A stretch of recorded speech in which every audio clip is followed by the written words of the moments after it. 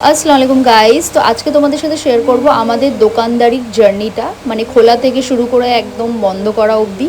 তো যেহেতু আব্বা মা আজকে কেউ বাড়িতে ছিল না, দুদিনের জন্য একজন মারা গিয়েছিলেন, তাই সেখানে গিয়েছিল, তাই পুরো দায়িত্ব ছিল আমার আর ভাইয়ের ওপরে। তো এই যে ভাই আর আমি চলে এসেছি একদম বিকেল বিকেল দোকান খুলতে। আর এখানে এই যে দুই ভাই বোন মিলেই আমরা একদম শাটার তুলে নিলাম বিসমিল্লাহ বলে। অনেকেই ভাবে যে মানে আমাদের এই দোকানদারিটা কিছুই না, দোকান খোলা বন্ধ করা, কাস্টমারদের সাথে ডিল করা, বিক্রি করা, এই। বা কিন্তু মানুষ সেটা বোঝে না, যারা সামনে থেকে দেখে তারাই জানে যে কতটা খাটনির কাজ এই জিনিসটা। বাইরে থেকে ডেকোরেশন করা, দোকান থেকে সব মাল বার করা, এক দোকান থেকে অন্য দোকানে সেটাকে শিফট করা, আবার তোলা। কিন্তু যাই হোক, লোকের কথায় কান দিলে তো আর চলবে না, আমাদের কাজ আমাদেরকে করে যেতেই হবে। আর হ্যাঁ, আমরা পরিশ্রম করি বলে আলহামদুলিল্লাহ আমরা অনেক ভালো আছি। কাউকে হিংসা করে নয়, মানুষের উপকার করে বড় হওয়াটা উচিত, এটা আমার থিঙ্কিং।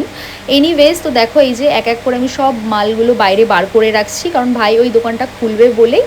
তারপরে এই মালগুলো ওখানে আবার ভাই গুছিয়ে নেবে ঠিক সুন্দরভাবে। আর আমার ভাই খুব সুন্দরভাবে দোকান গোছায়, একদম ভালোবেসে। আর আবার আমরা এই দোকানে শিফট করে গেলাম। তারপরে এই যে বাজারের ব্যাগগুলো দিয়ে দিচ্ছিলাম, ঝাড়ু, পোছা, এইগুলো ব্যাপার যত আর কি থাকে জিনিসপত্র তোমরা জানো। তো এইভাবেই আমরা দুই ভাই বোন মিলে দেখো সুন্দর করে দোকানটা গুছিয়ে নিলাম। আর হ্যাঁ, এই অপেক্ষায় বসে থাকতে হয় যে কখন কাস্টমার আসবে, কি নেবে, আর আমরাও সেটাকে বিক্রি করতে পারবো। এনিওয়েজ, সবারই সব দিন সমান যায় না, আজ ভালো তো কাল খারাপ। তো যাই হোক, এভাবেই আমাদের দিনটা কাটলো। তারপর রাত 10টা, সাড়ে 10টা নাগাদ আমরা দোকানটা তাড়াতাড়ি বন্ধ করে দিয়েছিলাম, কারণ আব্বা মা কেউ ছিল না। তো এই দেখো দোকান বন্ধ করে নিয়ে ভীষণ টায়ার্ড লাগছিল গাইস, রাত্রের রুটিটা কিনে নিলাম।